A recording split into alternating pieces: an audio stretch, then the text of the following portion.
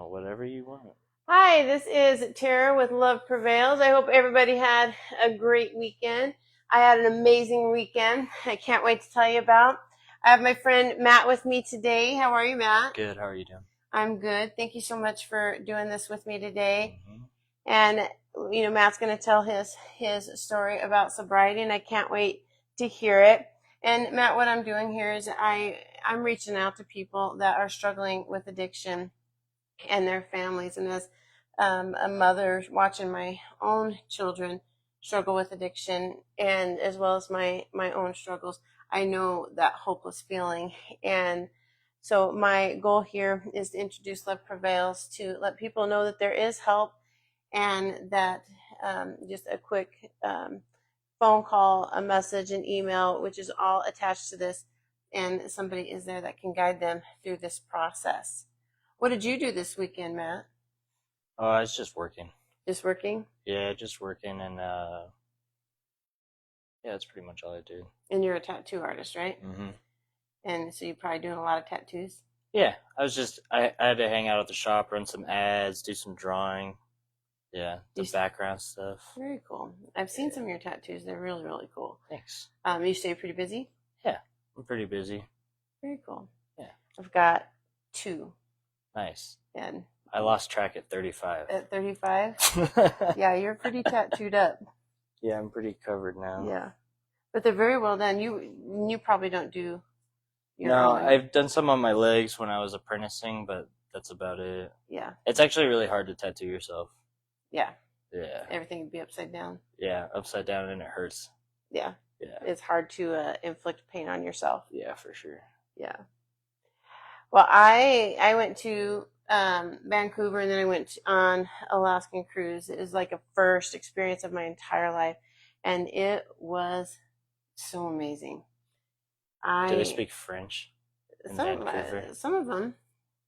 They always call America a melting pot, but I felt like Vancouver, where I was, there was just all sorts of cultures, way more than I feel like there is in America. It was I've never been up that diverse. Up that way. That's cool. Yeah, it was beautiful. And I've never been to Alaska, never been on a cruise, and man, it was amazing. There wasn't an ice wall up there? Just kidding. That's the flat earther thing. That's the flat earther thing. But it's Antarctica. Oh. Okay. I know somebody who went to Antarctica though. Oh yeah. Yeah, they said they had to have seatbelts at night when they were sleeping because it was such rough seas. That's sketchy. Yeah, it's pretty cool though. Oh, that's gnarly. Yeah. So I'm recovering. I'm extremely tired, so I'm recovering. But I'm unpacked, got everything put away for the most part, and so now I can just rest. That's good. So we talked a little bit before going live here, and you've told me a little bit about your journey into sobriety. So tell us what brought you into sobriety. Tell us a little bit about your journey and your story. Yeah, I was just having like a lot of problems when I was a kid. I never could really control my drinking or like my drug use. It just led to like problem after problem, and I could never really get it together. Like I was getting into legal trouble. I was like, I don't know, I hated school. Like, I feel like that's pretty normal though. And like, but it just kind of like quickly consumed my life, I was drinking all the time. I remember like I was 15, and like I was like talking to my dad a little bit about my drinking, and he was like, well, that's a good way to go ahead and become an alcoholic. Like, drink it like that, you're going to become an alcoholic. And I was like, in the back of my head, I was like, it's because I am an alcoholic. I had known from a pretty young age, and like pretty much accepted that I was like, that like what I was doing wasn't normal, but I like just didn't know another way, because I just never possessed that ability, Mm-hmm. Like I just never possessed the ability to drink like other people, or to like anything that way. And so like I don't know. It just kind of spiraled out as like as more time went on. Like um, I went to like various treatment centers and stuff. Did detox a handful of times. Yeah. Yeah.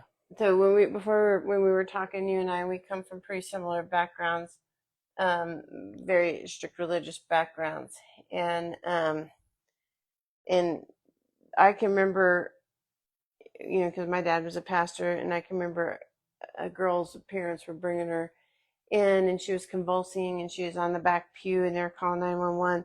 And my understanding as a kid is she had overdosed, and I can remember watching all that, thinking, I want to be just like that. Isn't that weird? Yes. That's so weird. Like I remember being like, yeah, like on another level, I was so interested in drugs.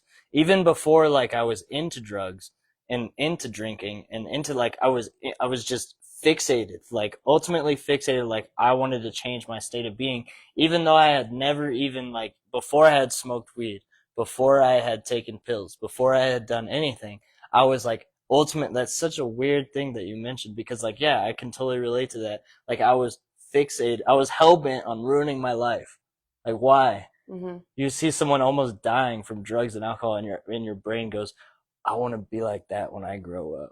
That's what I I know, want to do. and I have no idea where that even came from, but I remember thinking that, and then, and I didn't even know what drugs were. I didn't even have Mm-hmm. a clue. And I would carry around a little Secret can.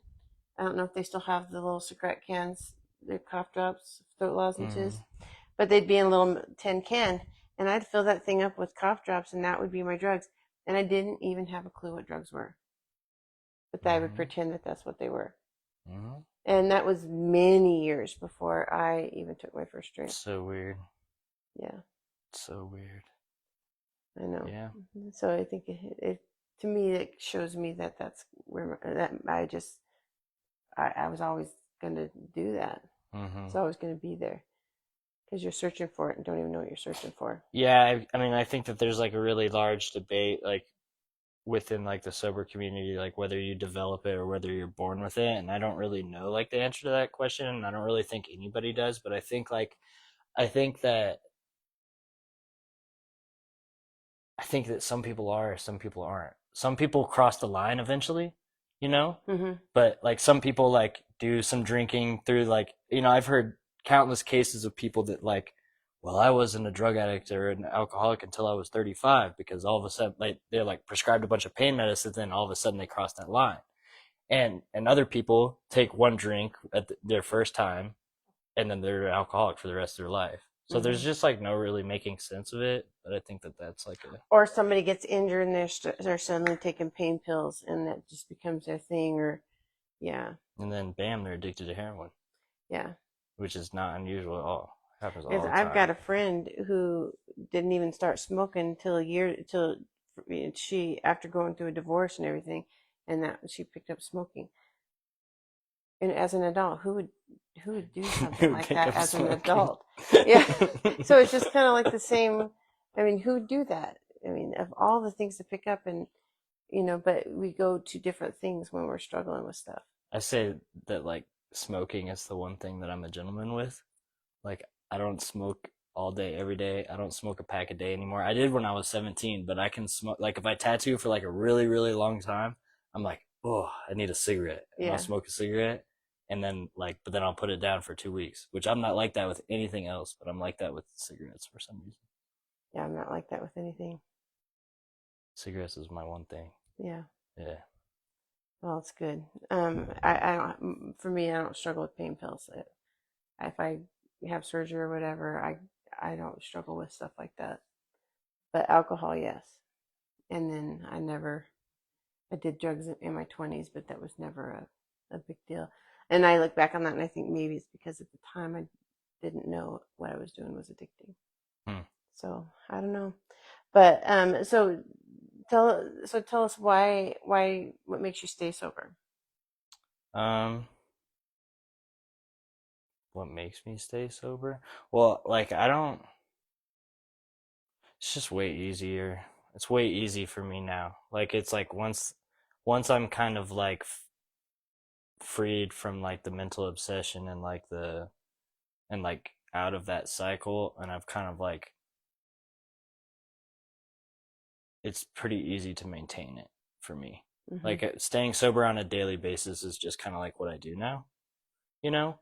And so like I mean as far as why, there's just a fucking endless list, you know? Like I I can manage my life better. I have better relationships.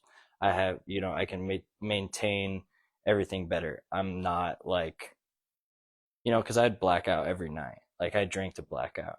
So like, you know, that can kind of put a damper on things. Yeah. I was like, yeah, it was like I would have a sweet spot of like when I could handle business, from when I would wake up like violently hungover and I would start drinking, and then I would be in this sweet spot to where I could handle stuff, and then as the day went on, like 4 or 5 o'clock, then I black out. Then I wake up and Yeah. I do it all over again. I can't really manage my life that way. Mm-mm. Like so, yeah. I mean, it's what I want to do. I hear people sometimes like, and this is something that like I really related to, especially in the beginning, is like you only have to want it 51% of the time. Yeah. You know, like that's all it takes. As long as you want to be sober 51% of the time, or like 51% wants of you to stay sober, then you stay sober. Mm-hmm. And like, yeah. This gives you something to fight a little bit harder with. Mm-hmm. Now, I would imagine in your industry, there's a lot of drugs and alcohol.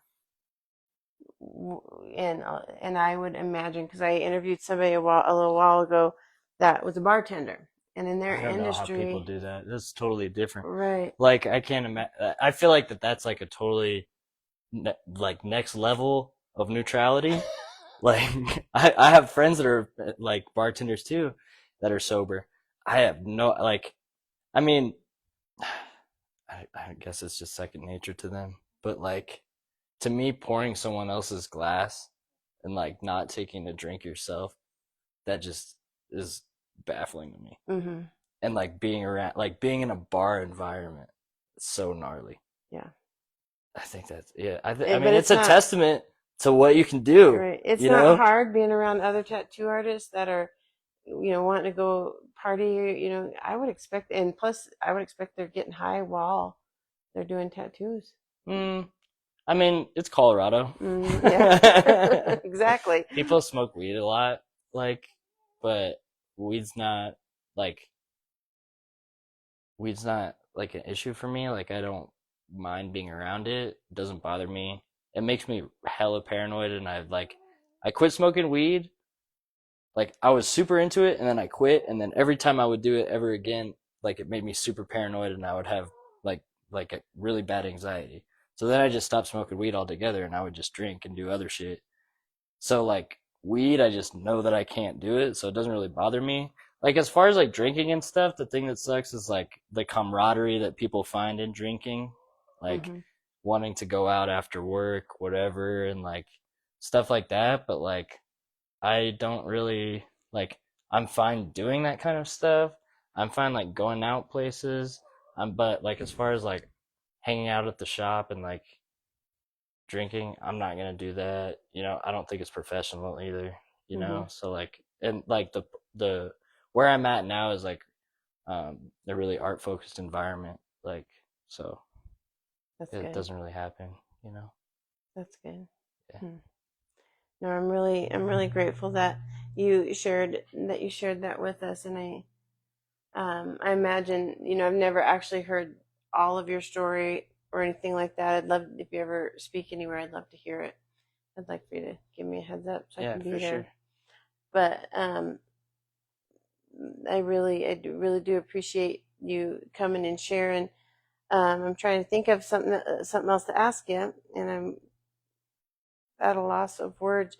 Is there anything else that you'd like to share with us? Mm, I don't know. All right. Well, I really appreciate you coming and sharing your story with us. And I know that it's going to help a lot of people, because there's a lot of people out there that either they don't know that they are an addict or an alcoholic, they're doing what they feel is normal. That's where I was with mine, and what I was doing I felt was normal. And then there are people out there that are struggling. They know they're struggling. They just don't know how to get help or how to stop. Yeah, I think that like if you can't start and stop abruptly, then you are probably an alcoholic. If somebody else's half-filled drink is problems, If you can't imagine leaving a half-filled glass on the table, you might fit in. If you are finishing off all the other unfinished drinks, I couldn't leave my girlfriend's house without finishing all of the bottles of wine. Like I could, Yeah. it was a mission. Like not gonna leave bottles of wine around. Or taking them with you. Yeah, I would like take them with me. they're gonna be empty by the time I leave. I don't care how many there are. I'm attacking them. I would combine them and take them with me. Yeah. So, yeah, if you're doing that, you might be an alcoholic. But you don't have to sit in that, and there is hope for you. Well, yeah, and I think that there's like, it's better on this side. Like, yeah, because like what's on the other side is not what you want to do. So some things that I saw on my trip, because we went to Alaska, and there was a particular hotel in Juneau that we went to, and I'm walking down the street, and this guy that was so drunk and passed out on the sidewalk outside the bar, you literally had to step over him, and that's how you know it's a good bar. You know it's a good bar, but how heartbreaking! You don't have to live like that. And that just to go based on what you said about this side is better. It's way better than that. Yeah. You know, he still has to wake up and face what just happened, which to him is every day, I'm sure. I mean, it's a deadly disease. Mm-hmm. And then on the ship, there's people that were just so drunk that they couldn't walk, or that, you know, they were falling on the floor in front of you. And me and the group I was with, we were having a blast. We were sober. We remembered everything. We weren't waking up with hangovers. We were, you know, I'd say we were watching the sunset and sunrise, but it's Alaska, so the sun was always up. It was only down for like a couple hours. It was pretty awesome. That's crazy. It doesn't set till like 11:30 at night, and then it rises at 4:30. Yeah, it's weird when you're on top of the world. It was amazing. Or next to the ice wall. Whichever. I mean, I don't want to go into all of that conspiracy stuff. However, when you are out in the middle of the ocean, it does raise some questions for sure. It does raise some questions. I'm dead. I bet that is weird. Well, and time moves differently when the sun only sets for 2 hours. That's weird. It's amazing. It's amazing. That's pretty cool. But I am super grateful that you came. And if you or somebody out there is struggling with alcohol and addiction of any kind, please contact me. Your best life is waiting for you.